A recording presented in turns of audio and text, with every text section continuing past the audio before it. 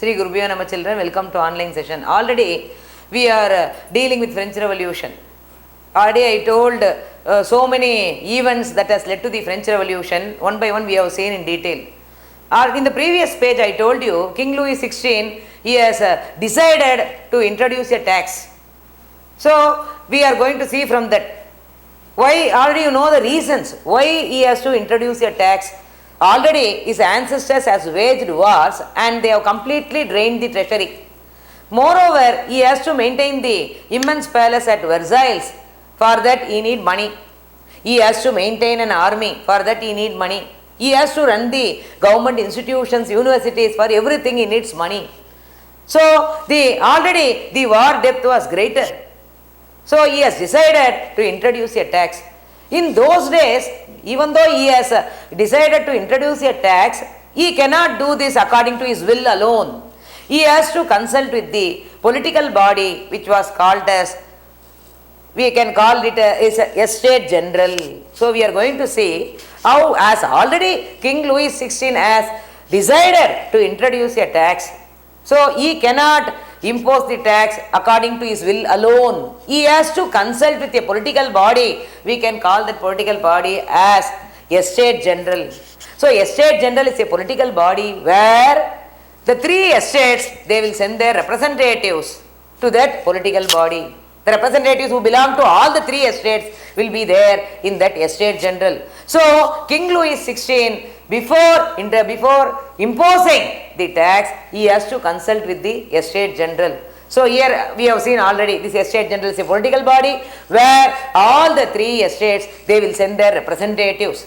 And in the second paragraph it was told that they have called for the Estate General. This King Louis XVI, he has called for the political body. Already he has decided to impose the tax. He has consulted with the Estate General and all the representatives, they were seating all the representatives who belong to different estates. First and second estate, they sat facing face to face each other, and the third estate, the representatives who belong to the third estate, they were standing behind the representatives of the first two estates. And when already we have seen this, according in old regime, the election procedure is every estate will have only one vote. So they have followed this principle, one estate, one vote. So this time also King Louis XVI, he wanted to continue with the same rule, same principle, that is one estate, one vote. But this was not liked by the third estate people, the representatives of the third estate people, they didn't like this. They want the election has to be conducted on a whole in the national, in the political body, and here every individual should have voting right. They have argued for this. So previously it was not like that. They had the old order where one estate has got only one vote. But here the third estate, they didn't like this. They wanted the election has to be conducted on a whole in the assembly where every individual needs equal voting right. So this once again reminds us about JeanJacques Rousseau. Already we have discussed in the previous pages.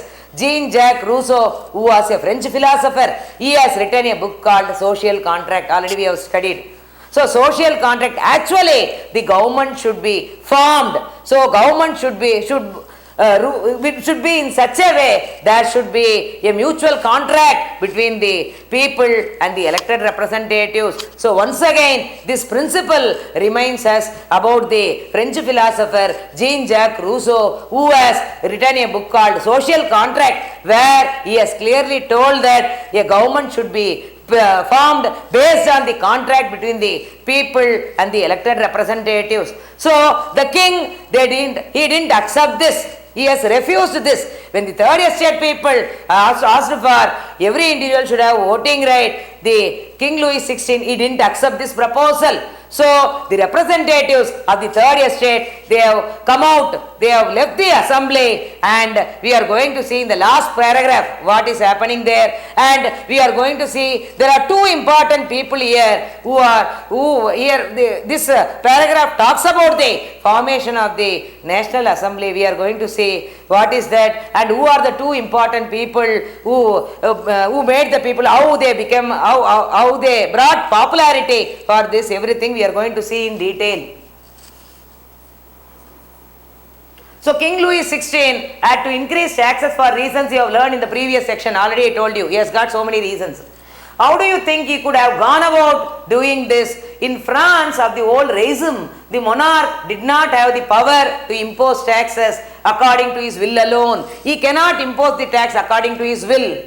Rather, he had to call a meeting of the Estate General. So he doesn't have the right to impose the tax according to his will. He has to consult with a political body which was called as Estate General, which would then pass his proposals for new taxes. So he should consult with the Estate General, which is a political body, before proposing the tax. The Estate General was a political body to which the three estates send their representatives. So usually this Estate General is a political body where the representatives, all the three representatives will be there, of the three estates will be there in the Estate General. However, the monarch alone could decide when to call a meeting. So the monarch only having a great decision authority when to call a meeting. The last time it was done in 1614. So he cannot impose the tax according to his will, but he only has the power when to call the Estate General. On 5th May 1789, King Louis XVI called together an assembly of the Estate General to pass proposals. So he has called for the Estate General, he has to propose the taxes, and a resplendent hall in Versailles was prepared to host the delegates. So they have selected a place. The place was a resplendent hall at Versailles where he wanted to meet the delegates. The first and second estates sent 300 representatives. So the first and second estate, they have sent 300 representatives each. So first estate 300, second estate 300 representatives who were seated in rows facing each other. So the first two estates, the representatives of the first two estates, they were seated facing face to face each other, while the 600 members of the third estate had to stand at the backside. So the first two estates, the representatives of the first two estates, they sat they sat in a row facing each other, whereas the third estate, the representatives of the third estates, they have to stand behind the representatives of the first and the second estate. The third estate was represented by its more prosperous and educated members. So here, when you talk about the third estate people, already I told you, there are in third estate people, the first category, when you see the first category, big business people were there, merchants were there, court officials were there, administrative officials were there. So educated people were there and prosperous people were also there. So educated people and rich people, they formed the representatives of the third estate. So they were represented by the prosperous and educated members. Peasants, artisans and women were denied entry. So when you talk about the second and third category of the third estate, that is peasants and artisans and women, they were not allowed inside the political body, inside the resplendent hall. So here already King Louis XVI, he has called the representatives of the first two estates, the representatives of the first two estates, they were seated in rows facing each other. The representatives of the third estate, they were standing behind the representatives of the first two estates, and the women, peasants and women and artisans, they were not allowed inside because they belong to second and third category of the third estate. They were not allowed inside the assembly. However, their grievances and demands were listed in some 40,000 letters. So these peasants, artisans and women, whatever grievances they have faced, they have written in the letters, and in 40,000 letters, these letters were carried by the representatives of the third estate. Already I told you,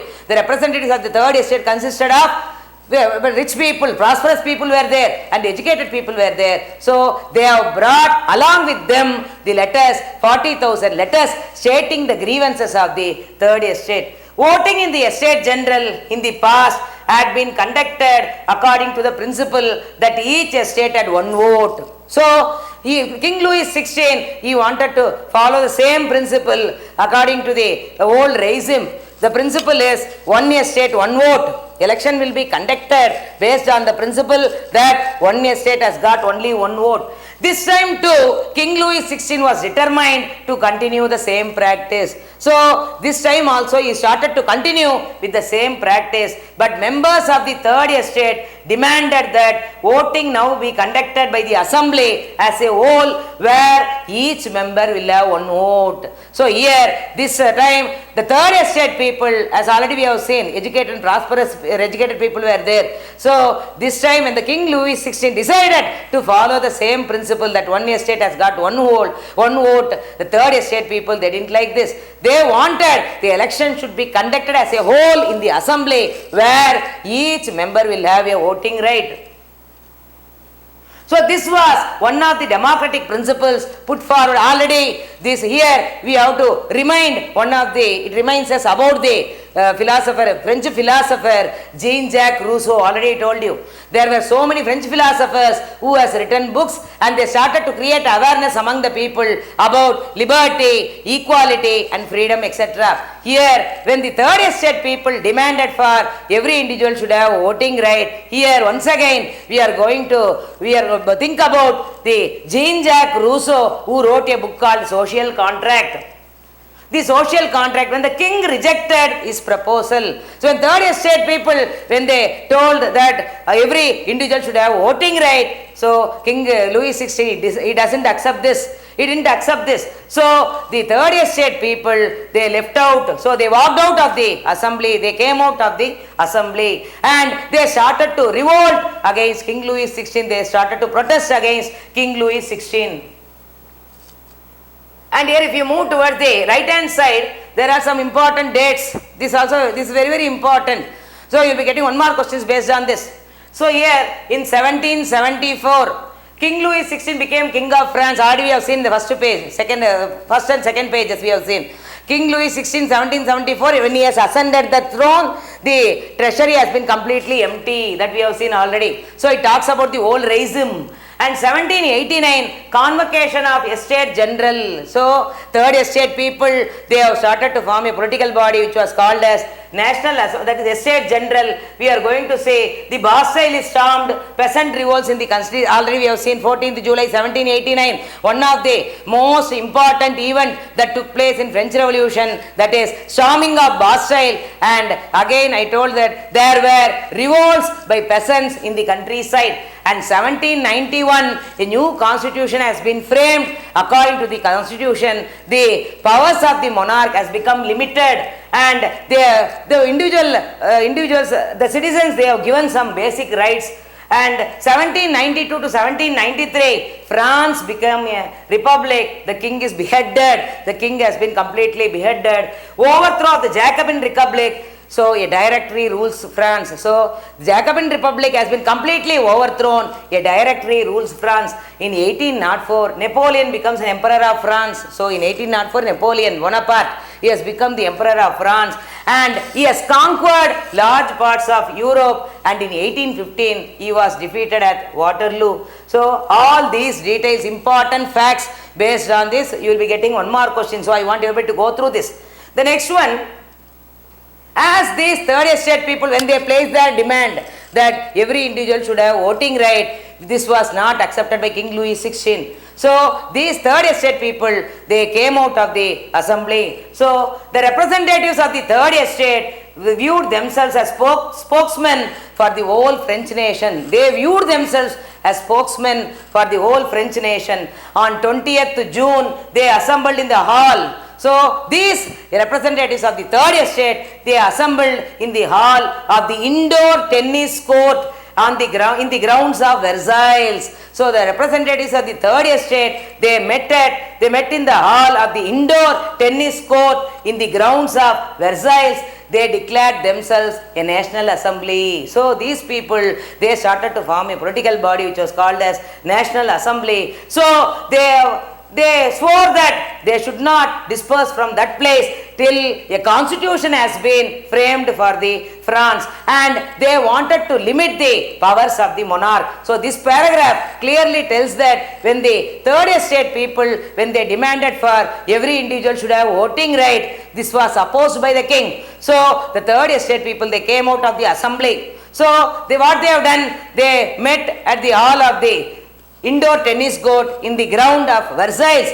These people, they started to see themselves as the spokesmen of France, and they started to form their own national assembly, and according to that they were very stubborn that till they frame a constitution for their country, they should not move from that place, and moreover they wanted to limit the powers of the monarch. So this was completely led by two important people here. We are going to talk about two important people here.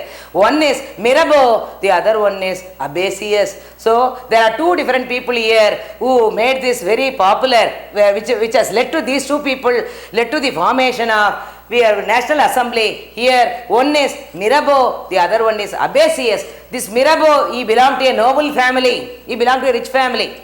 So even though he was born in the rich family, he was against the privileges based on birth. He didn't like the privileges which was based on birth. So he was against that. He wanted to help the third estate people. Similarly, when you talk about Abesius, he was a priest.